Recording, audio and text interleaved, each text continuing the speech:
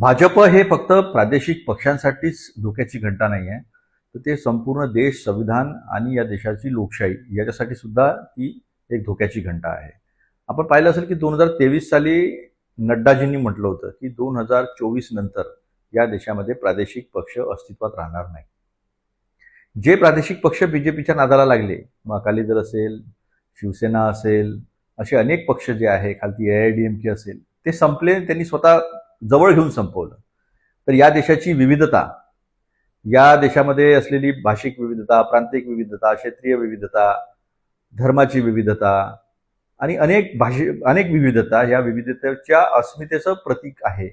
आणि ह्या सगळ्या अस्मिता घेऊन जे आहे ते एक आपलं संघराज्य जे आहे ते यशस्वी लोकशाही म्हणून जगामध्ये मानलं गेलेलं होतं. आज one nation one election, one nation सगळं वन, आता वन लँग्वेज येईल, वन नेशन वन गॉड पण येऊ शकेल यांचं. या सगळ्या गोष्टी ज्या आहे ते आणण्याचा प्रयत्न करून भारताची विविधतेतली एकता जी आहे ते संपवण्याचं काम भाजप करत आहे. तर बंगालची निवडणूक जिंकली, ती कशी जिंकली? 27 लाख मतदारांना मतदानच करू दिलं नाही, त्यांचं ॲड्ज्युडिकेशन झालं नाही, पण निवडणूक जाहीर झाली. यंत्रणांचा कसा वापर केला? नितीन नबीन त्यांचे अध्यक्ष CRPFची गाडी वापरतात, आपण पाहिलं असेल. शिवेंदू अधिकारी सांगतात की हिंदुओ बाहेर निकलो, मतदान करो. मतदान चालू असताना निवडणूक आयोग गप्प.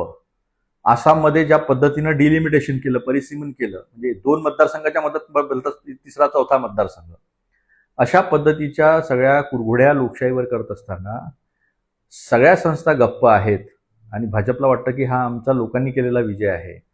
हे यातलं खरं आहे की हा विजय संस्थांचा आहे, हा विजय ज्ञानेश गुप्ताचा आहे, हा विजय काही मोदींचा नाही आहे. त्यामुळे आता असं दिसत असेल, पण मला असं वाटतं की विविधतेत एकतेचा हा जो देश आहे तो सगळ्यांना सोबत घेऊन जाण्याची ताकद काँग्रेसमध्ये आहे आणि काँग्रेसचं ठेवेल.